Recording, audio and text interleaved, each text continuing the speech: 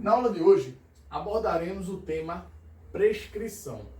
Como é um tema de uma complexidade de média para alta, vamos dividir em alguns pontos, algumas etapas. Nesse primeiro vídeo, nesse primeiro bloco, nós vamos falar um pouquinho sobre os efeitos do tempo na relação jurídica. Talvez você já tenha escutado, ouvido falar, que o direito ele não vai socorrer, ele não vai acudir aqueles que dormem. Vem de um ditado romano, o dormientibus non securitius, que diz que o direito ele não vai socorrer quem está dormindo, não vai socorrer quem deixa passar o prazo sem se mover. E daí nós temos dois institutos muito importantes. Nós temos a prescrição e teremos também a decadência.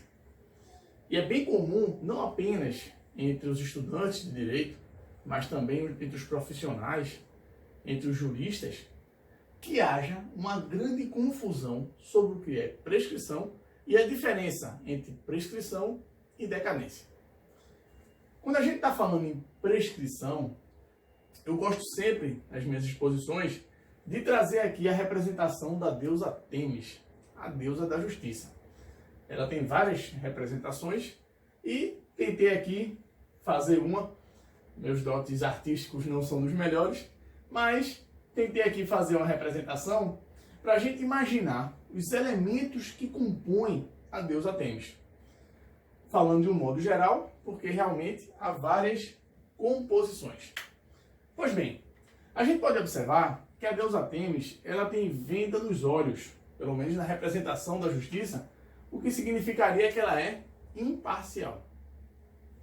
A deusa Têmis ela tem uma balança nas mãos para demonstrar e configurar um certo equilíbrio. Em algumas figuras, como aqui na minha figura, há um certo desequilíbrio, justamente para fazer jus ao princípio da isonomia, que a gente vai tratar igual quem é igual, e vai tratar diferente quem é diferente, na medida das suas diferenças. Pois bem, quando a gente está falando aqui da espada, estamos falando da força, porque de nada adiantaria a justiça ela ser imparcial, ela ser igualitária ou isonômica, se ela não pudesse executar coercitivamente as suas decisões. Por isso que é muito importante a espada. Mas lógico, a espada dentro desse contexto. Agora, imagine que a justiça não tivesse a espada. Ela não tivesse a espada. Ela teria a venda nos olhos, ela seria imparcial, ela teria a balança, o equilíbrio, a igualdade, a isonomia, mas ela não teria a coerção, ela não teria a força, ou seja, a possibilidade de executar coercitivamente suas decisões. Então imagine que um juiz determinasse uma apresentação de uma testemunha que havia sido regularmente intimada. E lá no mandado, na ordem judicial, constava a seguinte advertência: olha, se você não comparecer ao ato judicial, você poderá ser conduzida coercitivamente. Esse poder de coerção só existe porque o Estado, porque a justiça tem a espada. Então imagine que a justiça não tivesse a espada. Se a parte não cumprisse aquela determinação de comparecer à audiência, não se poderia fazer nada, porque o Estado, representado aqui, pela justiça, o Estado juiz, não teria o poder de executar suas obrigações de forma coercitiva. Fábio, e por que você está falando nisso quando se fala no termo de prescrição? Justamente, pessoal, porque quando estamos falando de prescrição, estamos falando que seria o direito sem a força. O direito sem a força. Justamente. Muito se fala, quando está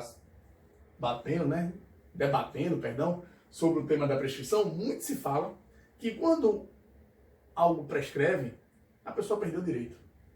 ou a pessoa perdeu o direito de ação. Mas se formos observar, respeitando as críticas adversas que existem, mas talvez a maior parte da doutrina entenda que a prescrição é o que está dizendo lá no artigo 189 do Código Civil. Na prescrição, você está perdendo a pretensão. Então, colocando aqui para a justiça, seria você ter o seu direito intacto, mas você não poder executar aquele seu direito coercitivamente. Você não poder procurar o Estado para que o Estado cumpra forçadamente aquela obrigação. Claro, fala de um modo mais próximo da realidade. Então imagine que você pediu um empréstimo. Você fez lá um documento escrito, e a gente vai ver mais para frente que dívidas que são originadas de documentos escritos, o prazo prescricional será de 5 anos. Pois bem, então você fez lá um documento escrito e você pediu um empréstimo, para ficar melhor assim. Então você foi lá e pediu um empréstimo ao banco. E você, o primeiro ano não pagou, o segundo ano não pagou, o terceiro ano não pagou, e o banco começou a ligar, começou a cobrar. Passaram-se os 5 anos e o banco, por exemplo, não ajuizou qualquer ação na justiça, ou não tomou nenhuma atitude, que também veremos mais para frente, para dizer que você, para interromper ou suspender esse prazo prescricional. Então passaram-se os 5 anos e o banco quedou-se inerte. O banco nada fez, o banco dormiu. E a gente já viu que o direito ele não protege os que dormem. Quando o banco dormiu, vou colocar aqui, ó, o banco dormiu durante 5 anos, é comum se dizer que prescreveu, a dívida está prescrita. E é certo falar nesse sentido, nesses termos. Mas também é comum falar assim, olha, o banco perdeu o direito de cobrar a dívida. Aí é que há um grande engano. Na verdade, o banco não perdeu o direito de cobrar a dívida. Porque o direito está aqui, ó, intacto. O banco tem a justiça, só que o banco não tem a espada. O banco não vai poder chegar lá para o Estado e chegar assim, Estado, cobra aquela dívida coercitivamente. Vamos falar dos aspectos processuais, tá? Estou falando aqui do modo bem geral. Vai lá e cobra coercitivamente. Porque quando o banco assim fizer, e o juiz me chamar, eu vou dizer assim, excelência, realmente, eu devo. Mas o banco não tem, você pode pensar direito, né? Não. O banco não tem algo chamado de pretensão. O banco não tem pretensão. Não falta ao banco direito o banco tem, mas falta a pretensão. E que danada é pretensão? Imagina que você tem uma faculdade, que você tem um poder de exigir do outro o cumprimento forçado de uma obrigação. Então, ó, fiz lá a dívida com o banco e durante os 5 anos o banco poderia cobrar a dívida, né, poderia procurar o Poder Judiciário, que a gente vai chamar de Estado Juiz, Estado representado pelo Poder Judiciário, poderia chegar lá no Poder Judiciário e dizer assim, ó, Poder Judiciário, cobra a Fábio que ele está me devendo. Então o juiz iria chamar para que eu me manifestasse sobre aquilo ali, para que eu pagasse aquela dívida. E se eu não pagasse aquela dívida, eu poderia ser alvo de penhora. Então eu poderia lá penhorar um carro, penhorar uma conta, um imóvel.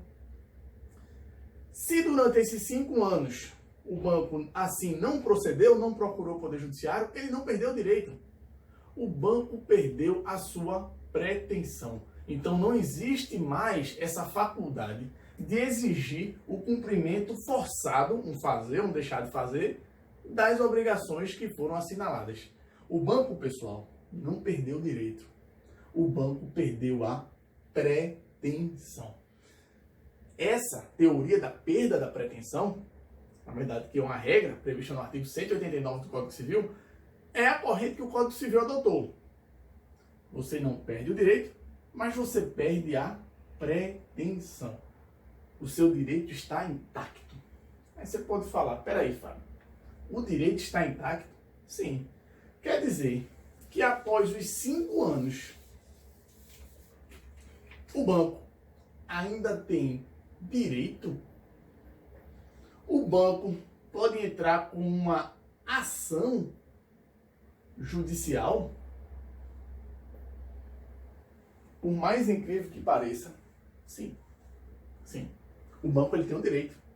O direito do banco está intacto. O banco pode entrar com ação, sim. Mas como eu falei para vocês, a partir do momento que o banco fizer isso, ele está exercendo o seu direito público subjetivo de entrar com ação. Ele tem um direito, sim. Mas quando chegar lá no Poder Judiciário e o juiz chamar o devedor, chamar o Fábio, paga, aí eu vou dizer assim, olha, prescreveu. Aconteceu o fenômeno da prescrição. O banco não perdeu o direito. O banco perdeu a pretensão. Mas pense bem, ele tem um direito, mas um direito sem pretensão é um direito bem fraco. Por que o direito sem pretensão?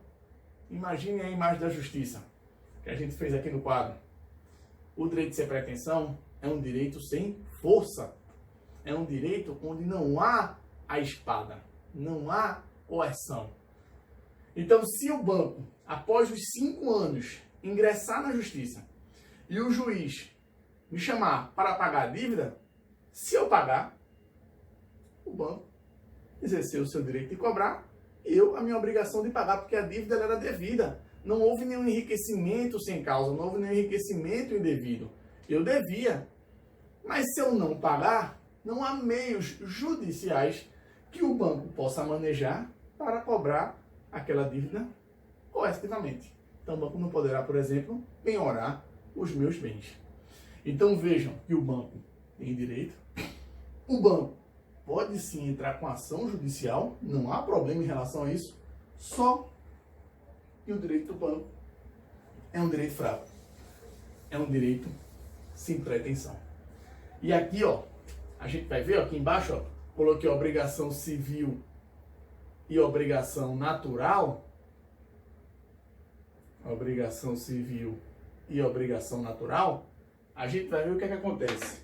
Durante o prazo dos 5 anos, eu estou obrigado e o banco tem uma pretensão. Então, quando a gente junta esse direito com essa pretensão, a gente vai dizer que é uma obrigação civil. Porque aí é forte. Se eu não pagar, sofrerei os rigores da lei. Como o máximo aí, né? Talvez o mais importante, a penhora. Então, poderei ter meus bens penhorados para quitar aquela obrigação que eu não fiz voluntariamente. Eita, Fábio, passou os 5 anos. Você ainda deve? Devo. A dívida não morreu. O direito não morre pela prescrição. Mas o que é que morre? O que é que acaba? A pretensão. Então, aquela dívida, que era uma obrigação civil, transformou-se em uma obrigação natural, que algumas pessoas chamam de obrigação moral. Fábio, e quando surgiu essa obrigação civil? O Código Civil também fala. Quando você viola o direito de alguém, surge para o titular daquele direito violado uma pretensão. E essa pretensão, ela terá o prazo para ser exercida, que são os prazos prescricionais, que falaremos mais para frente. Então, imagine que você está andando no seu carro, você tem direito à integridade física dos seus bens, por que não? E alguém vai lá e bateu no seu carro.